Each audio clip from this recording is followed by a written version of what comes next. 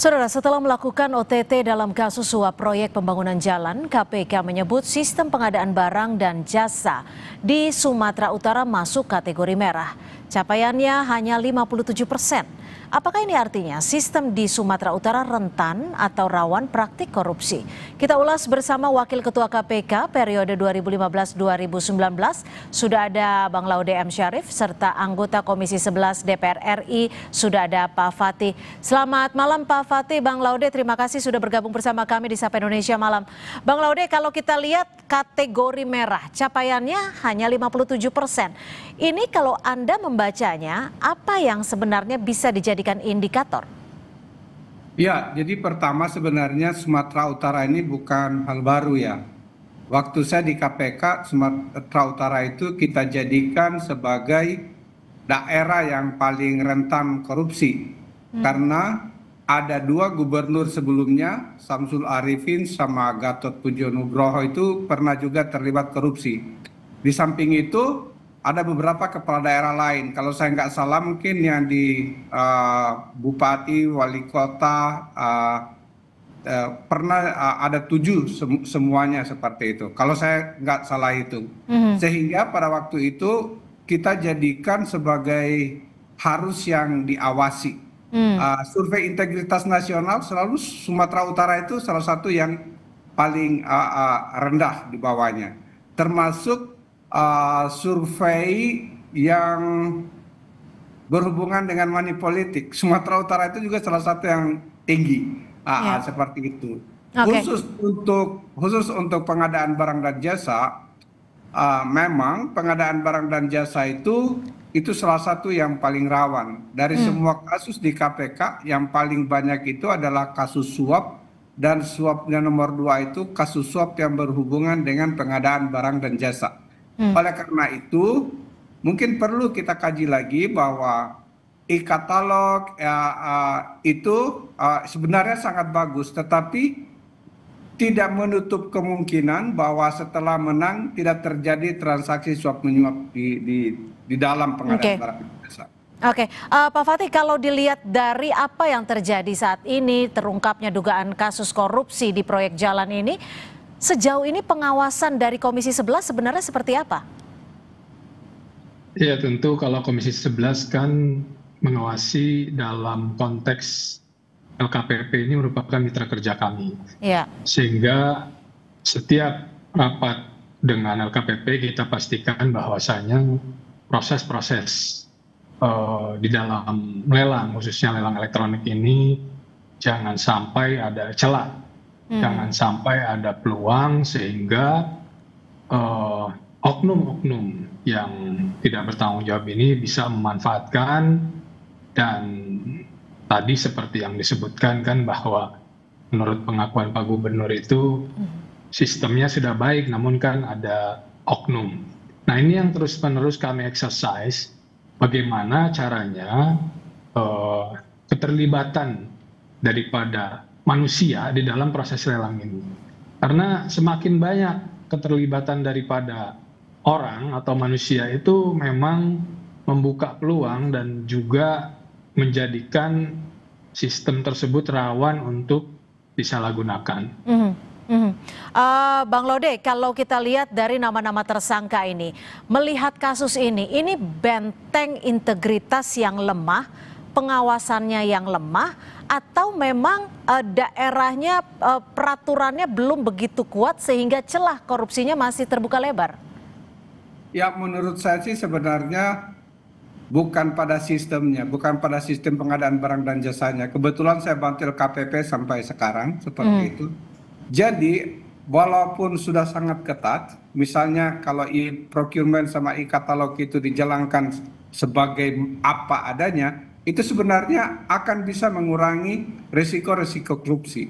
Namun demikian, para pelaku ini biasanya mereka sudah misalnya ya, mereka bergiliran. Oke, kamu nggak usah tender dulu, nggak usah ikutan. Jadi sebenarnya bukan di sistemnya, tapi pada di orang-orang dan para pelaku usahanya gitu. Sehingga oleh karena itu kalau ada pelaku usaha bekerja sama dengan pemerintah atau pemilik proyek, itu bisa dikondisikan. Misalnya yang bagus-bagus yang lain tidak ikut tender atau masuknya telat seperti itu. Oh, itu bisa terjadi. Sehingga memang yang paling utama itu di kesadaran orang individu. Oleh karena itu saya pikir pemilik proyek kalau begini kan akhirnya jadi kelihatan ini. Berarti yang punya yang menenderkan dalam hari ini adalah Provinsi Sumatera Utara, berarti ada main dengan pengusaha seperti itu. Jadi kalaupun dia masuk lewat e-katalog atau e-procurement yang sudah sebenarnya, tapi setelah itu mereka mendapatkan imbalan menjadi suap menyuap lagi seperti itu. Jadi memang susah kalau di orangnya. Pak Fatih, kalau memang disebut adalah subyeknya, dalam ini personalnya, tapi kalau dilihat dengan kategori merah, ini kan artinya sudah sangat mengkhawatirkan, sudah bisa dikatakan sebagai alarm yang sangat besar potensi korupsi.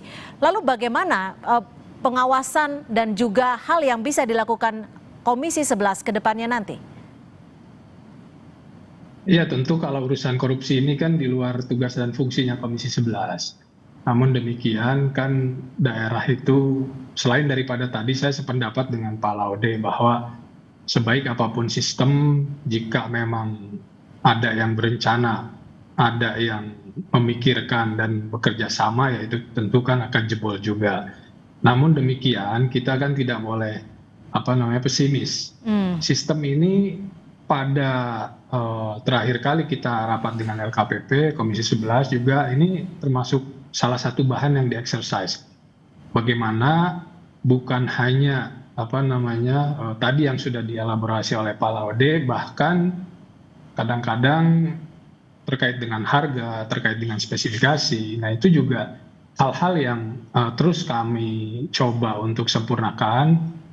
Setiap ada kejadian itu kan tentu ada pelajaran yang bisa dipetik. Nah terkait dengan ini tentu akan menjadi bahan pembelajaran sehingga kami dari Komisi 11 bersama-sama dengan mitra dalam hal ini LKPP ya tentu akan berusaha untuk bagaimana ke depannya ini sistem bisa lebih baik lagi. Tadi Pak Laude sudah menyebutkan juga bahwa secara umum LPSE ini kan memang sudah baik.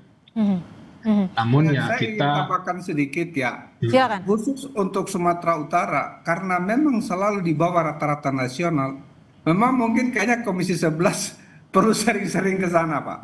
Karena memang pengawasannya harus lebih ketat dengan tempat wilayah-wilayah lain ya. Salah satu pengadaan barang dan jasa yang bagus. Saya nggak mau banding-bandingkan ya, tetapi Surabaya itu salah satu yang bagus seperti itu. DKI Jakarta. Jadi mereka itu bahkan sudah e-planning, e-budgeting.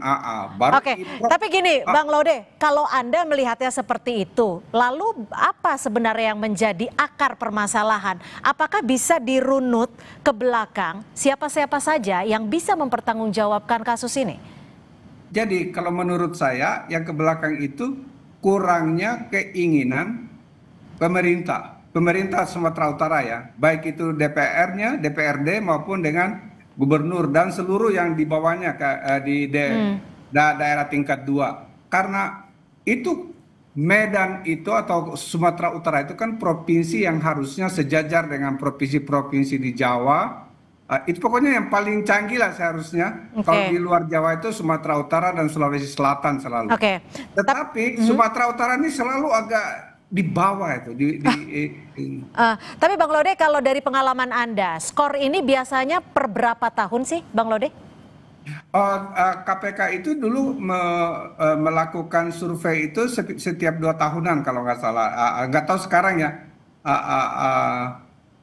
Nggak tahu kalau KPK yang dulu, tetapi di zaman kami itu seperti itu.